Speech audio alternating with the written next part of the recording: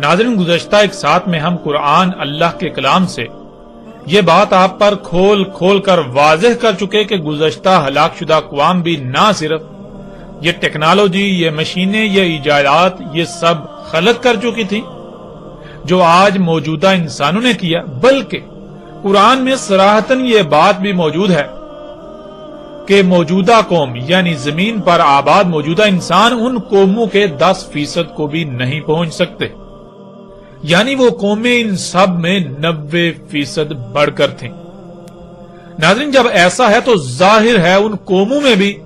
اس دابہ کا یعنی دابۃ الارض کا نکلنا ناگزیر تھا، یعنی ان میں بھی یہ دابہ ضرور نکلنا چاہیے تھا جو کہ نکلا ہوگا۔ تو اس کا جواب بالکل واضح ہے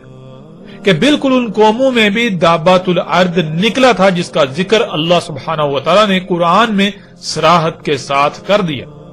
جیسا کہ آپ سکرین پر آیات کو دیکھ رہے ہیں۔ ناظرین، سکرین پر آپ کو سورہ فصلت آیت 25 اور سورہ الاحقاف کی آیت نمبر 18 نظر آ رہی ہے۔ ان دونوں آیات میں اللہ سبحانہ وتعالی نے کہا کہ پہلی امم پر بھی قول حق ہو چکا،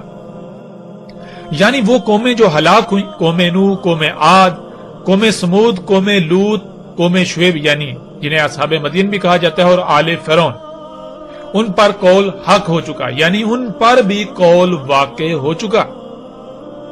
ناظرین، ایک ہے قول کا واقع ہونا اور ایک ہے قول کا حق ہونا۔ یہ جان لیں کہ قول کا حق ہونا قول کے واقع ہونے کے بعد اختتام پذیر ہونے کو یعنی اختتام پذیر ہو جانے کو کہتے ہیں، یعنی کہ ماضی کا قصہ بن جانا۔ قول کا واقع ہو کر ماضی کا قصہ بن جانا اسے کہتے ہیں قول کا حق ہونا، یا ایسا طے شدہ ہو جانا۔ یعنی جب کہا جائے گا کہ قول حق ہو چکا تو اس کا مطلب کہ ویسا ہو چکا، اور جب کہا جائے گا کہ قول واقع تو اس کا مطلب کہ ہونا ہے یا ہوگا، یعنی حق ہونا واقع ہونے کے بعد آتا ہے۔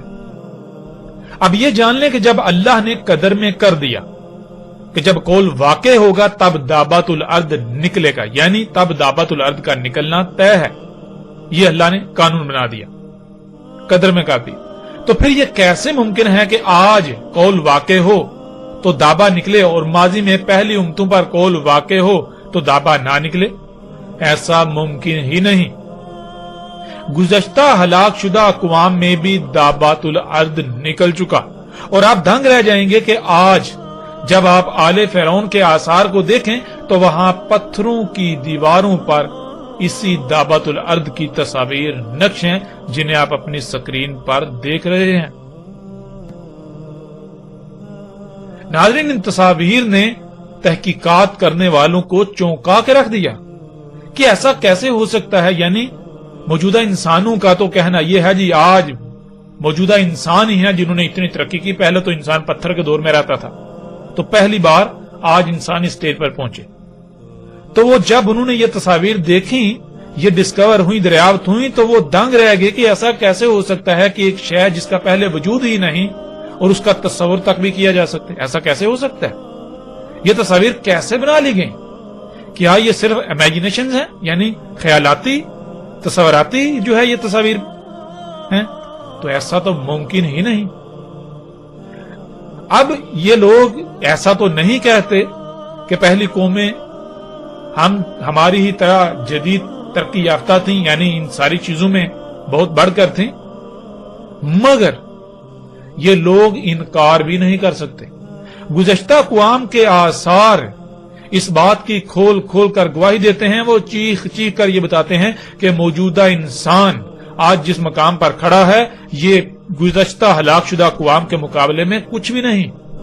گزشتہ ہلاک شدہ اقوام بہت بڑھ کر تھیں، اور اللہ سبحانہ و تعالی نے اس کا قرآن میں بار بار ذکر کیا، بار بار ذکر کیا۔ اب ناظرین، ہم آئندہ ایک ساتھ میں دابۃ الارض کے موضوع پر بات کریں گے محمد رسول اللہ علیہ السلام کے الفاظ کی روشنی میں کہ محمد رسول اللہ علیہ السلام نے دابۃ الارض کے بارے میں کیا رہنمائی کی تھی۔